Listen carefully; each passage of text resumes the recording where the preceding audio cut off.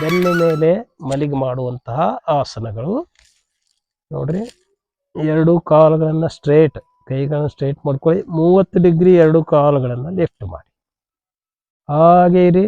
ನೋಡ್ರಿ, ಎರಡು thighs muscles, ಹ್ಯಾಮ್ಸ್ಟ್ರಿಂಗ್ಸ್ ಏನ್ರಿ.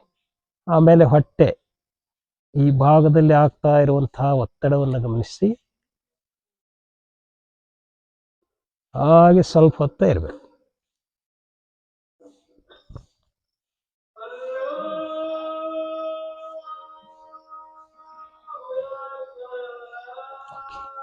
ನಿಧಾನವಾಗಿ ಕಾಲು ಕೆಳಗಿಡಿ, ರಿಲ್ಯಾಕ್ಸ್ ಆಗಿ. ಎರಡನೇ ಆಸನ. ಇವೆಲ್ಲ ಆಸನಗಳು ಡೈಜೆಸ್ಟಿವ್ ಸಿಸ್ಟಮ್ ಅನ್ನ ಇಂಪ್ರೂವ್ ಮಾಡ್ತವೆ.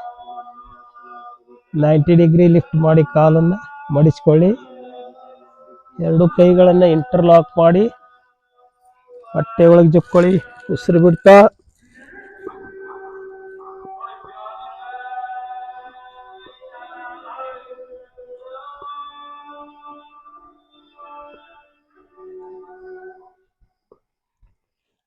ರಿಲ್ಯಾಕ್ಸ್ ಆಗಿ. ಗ್ಯಾಸ್ಟ್ರಿಕ್ ಸಮಸ್ಯೆ ಕಡಿಮೆ ಮಾಡ್ತದೆ. ಯಾರಿಗೆ ಗ್ಯಾಸ್ಟ್ರಿಕ್ ಸಮಸ್ಯೆ ಇದೆ, ಪಚನ ಶಕ್ತಿ ಹೆಚ್ಚಾಗ್ತದೆ. ನೌಕಾಸನ ಮೂರನೇದ್ದು ಅಂತ ಮಾಡ ಆಗುದಿಲ್ಲ, ಅದನ್ನ ಹಿಡ್ಕೊಂಡು.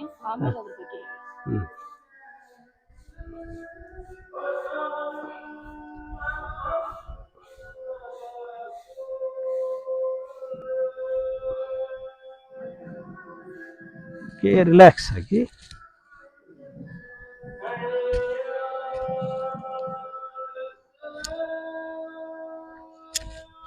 ಸೇತುಬಂಧಾಸನ. ನೋಡಿ, ಎರಡು ಕಾಲುಗಳನ್ನು ಮಡಿಸಿಕೊಡ್ರಿ, ಹಿಂಬಳ ಹಿಡ್ಕೊಡ್ರಿ. ಸಾವಕಾಶ ನಿಧಾನವಾಗಿ ಸೊಂಟವನ್ನು ಮೇಲೆತ್ತಾ ಹೋಗಿ.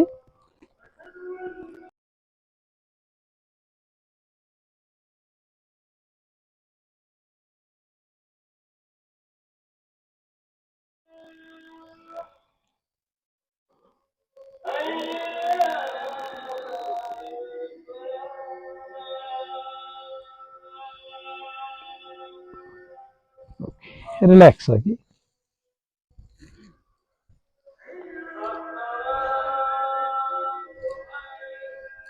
ಅರ್ಧ ಹಲಾಸನ.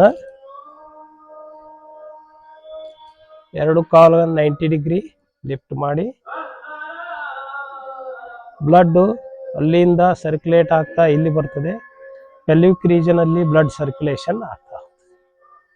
ನಿಮ್ಮ ಕಿಡ್ನಿಗಳ ಸಮಸ್ಯೆ ನಿಧಾನವಾಗಿ ದೂರ ಆಗ್ತಾ ಹೋಗ್ತದೆ.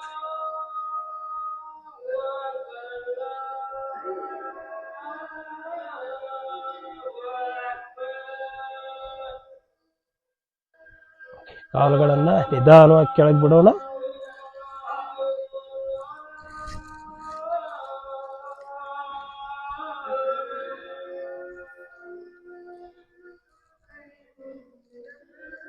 ಸ್ವಲ್ಪ ರಿಲ್ಯಾಕ್ಸ್ ಆಗ್ರಿ.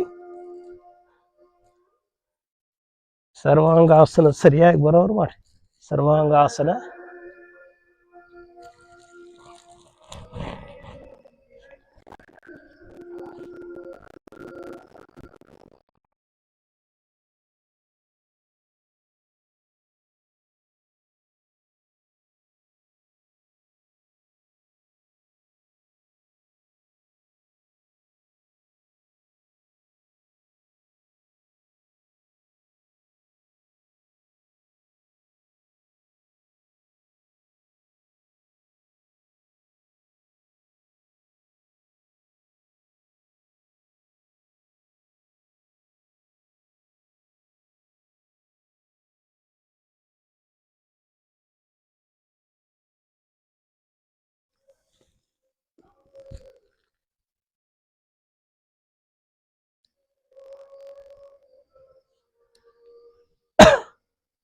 ಚಕ್ರಾಸನ.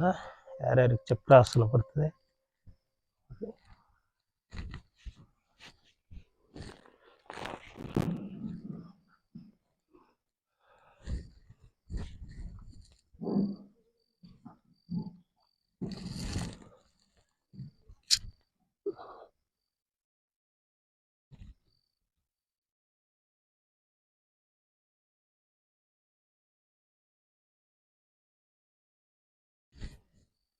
ಸ್ಪೈನು ಫ್ಲೆಕ್ಸಿಬಲ್ ಆಗ್ತದೆ, ಕೋರ್ ಮಸಲ್ಸು ಸ್ಟ್ರಾಂಗ್ ಆಗ್ತವೆ, ಎರಡು ಥಾಯ್ಸು, ನೀ, ಎರಡು ಭುಜಗಳು ಬಲಿಷ್ಠವಾಗ್ತಾ ಹೋಗ್ತದೆ. ರಿಲ್ಯಾಕ್ಸ್ ಕೂಡ.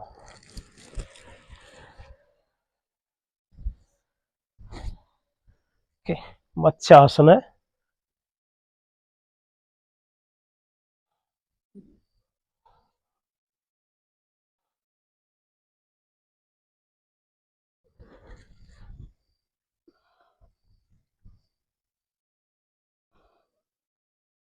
ಎಲ್ಲ ರೋಗಗಳನ್ನು ಕೊಲ್ಲುವಂತಹ ಆಸನ.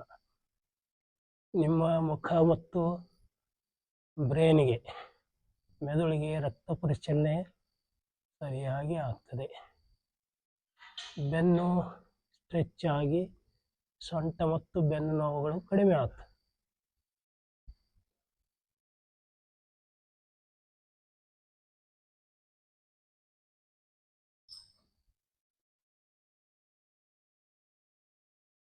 ರಿಲ್ಯಾಕ್ಸ್ ಆಗಿ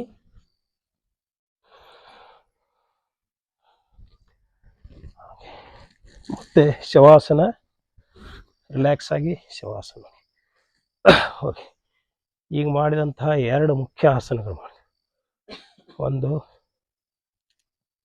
ಹಲಾಸನ ಮತ್ತು sarvangasana. Sarvangasana it is the queen of asanas. Sarvangasana ಇದು ಆಸನಗಳ ರಾಣಿ. ಸೊ ಎಲ್ಲ ಅಂಗಾಂಗಗಳ ಸರ್ವ ಅಂಗ ಆಸನ, ಎಲ್ಲ ಅಂಗಗಳ ಆಸನ. Blood circulation, circulatory system improve ಆಗ್ತದೆ, ಕಾರ್ಡಿಯೋವಾಸ್ಕ್ಯುಲರ್ ಸಿಸ್ಟಮ್ ಇಂಪ್ರೂವ್ ಆಗ್ತದೆ. ಸೊ ಬ್ಲಡ್ಡು ನಮ್ಮ ಬ್ರೈನ್ ಕಡೆಗೆ ಧಾವಿಸಿ ಬರ್ತದೆ. ಸೊ ಹೀಗಾಗಿ ಮೈಂಡ್ ಕಾಮ್ ಆಗಿ ಉಳಿತದೆ, ಎರಡು ಭುಜಗಳು ಸ್ಟ್ರಾಂಗ್ ಆಗ್ತವೆ. ಇಲ್ಲಿ ಮುಖ್ಯವಾದ್ದು ಹಲಾಸನ, ಸೊಂಟ ಸಡಿಲಾಗ್ತದೆ. ಎರಡು ಹ್ಯಾಮ್ಸ್ಟ್ರಿಂಗ್ಸ್. ಹ್ಯಾಮ್ಸ್ಟ್ರಿಂಗ್ ಅಂದರೆ ಈ ಮಸಲ್ಸ್, ಇಲ್ಲಿ 3 ಮಸಲ್ಸ್ ಇರ್ತವೆ, group of 3 muscles, that is called hamstring. So ಅದು ಸ್ಟ್ರಾಂಗ್ ಆಗ್ತದೆ, ಹ್ಯಾಮ್ಸ್ಟ್ರಿಂಗ್ ಸ್ಟ್ರೆಚ್ ಆಗ್ತದೆ. ಈ ಮತ್ತೆ ಶವಾಸನದಲ್ಲಿ ನೋಡಿ, ಮತ್ತೆ ಉಸಿರಾಟದ ಕಡೆ ಗಮನ ಇರಬೇಕು. ಅವಾಗ ಮಾತ್ರ ಶವಾಸನದ ಪ್ರಯೋಜನ ಸಿಗ್ತದೆ. ಉಸಿರಾಟ ಗಮನಿಸ್ತಿರ್ಬೇಕು. ಒಂದು ಸಾರಿ ದೀರ್ಘ ಉಸಿರು ತೊಗೊಂಡ್ಬಿಡ್ರಿ. Take a long and deep breath. Exhale and relax. Good.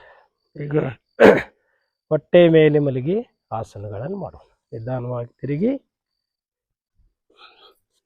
ಗದ್ದನೆಯಲ್ಲಿ ಕಚ್ಚರಿ, ಎರಡೂ ಕೈಗಳನ್ನು ತೊಡೆ ಕೆಳಗೆ ತಗೊಳ್ಳಿ.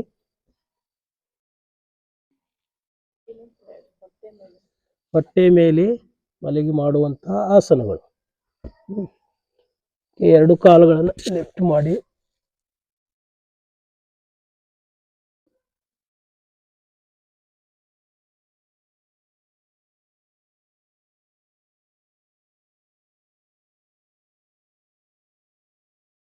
ರಿಲ್ಯಾಕ್ಸ್ ಆಗಿ.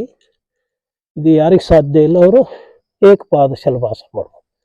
ಒಂದೇ ಕಾಲನ್ನು 1 by 1 ಎತ್ತದು. Right leg, left leg.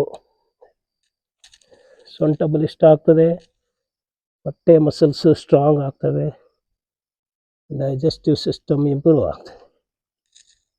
ಬೆನ್ನು ನೋವಿದ್ದರೆ, ಸೊಂಟ ನೋವು, ಸಯಾಟಿಕದವರಿಗೆ ಒಳ್ಳೆಯ ಆಸನ ಧನುರಾಸನ. ಎರಡು ಕಾಲುಗಳು ಇಟ್ಕೊಳ್ಳಿ, ಎರಡನ್ನು ಅಪೋಸಿಟ್ ಡೈರೆಕ್ಷನಲ್ಲಿ ಜಕ್ಕೊಳ್ತಾ ಹೋಗೋದು.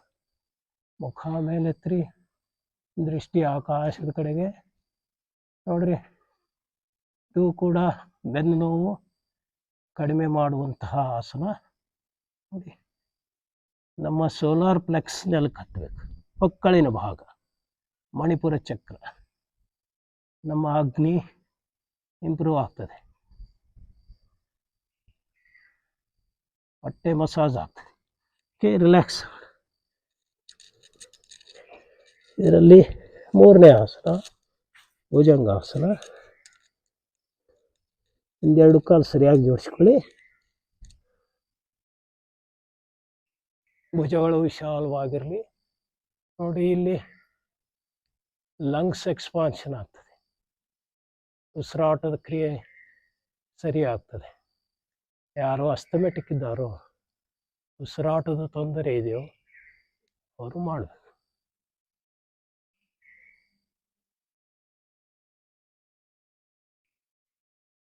ರಿಲ್ಯಾಕ್ಸ್ ಆಗೋಣ. ಇದರಲ್ಲಿ ಇನ್ನೊಂದು ಸರ್ಪಾಸನ, ಸೇಮ್ ಬೆನಿಫಿಟ್ಸ್. ಮಕ್ಕಳವರೆಗೆ ದೇಹ ಹೇಳ್ತದೆ.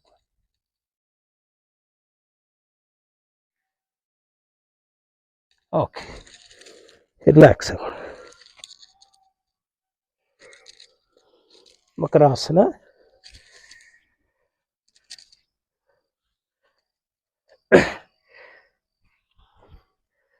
ನಾವು ಹೊಟ್ಟೆ ಮೇಲೆ ಮತ್ತು ಬೆನ್ನ ಮೇಲೆ ಮಲಗಿ ಮಾಡುವಂಥ ಆಲ್ಮೋಸ್ಟ್ ಎಲ್ಲ ಆಸನಗಳು ಡೈಜೆಸ್ಟಿವ್ ಸಿಸ್ಟಮನ್ನು ಇಂಪ್ರೂವ್ ಮಾಡುವಂಥ ಆಸನಗಳು.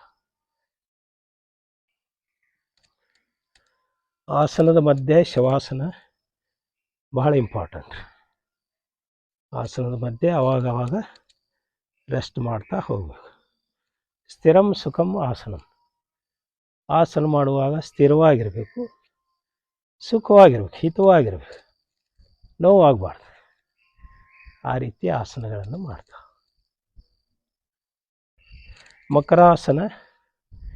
ಎರಡು ಭುಜ, ಕೈ ಕಾಲುಗಳನ್ನು ಸಡಿಲವಾಗಿಬಿಡ್ರಿ.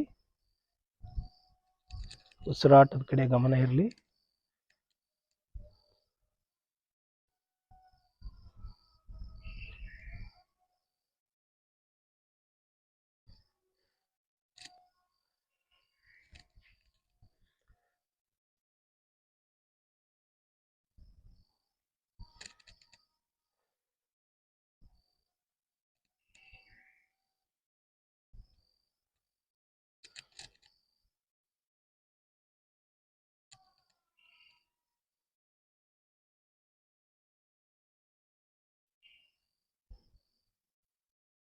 ಒಂದು ಸಾರಿ ದೀರ್ಘ ಉಸಿರು ತಗೊಳ್ಳಿ. ದೀರ್ಘವಾಗಿ ಉಸಿರನ್ನು ತಗೊಂಡು ದೀರ್ಘವಾಗಿ ಬಿಡ್ತಾ ಹೋಗಿ.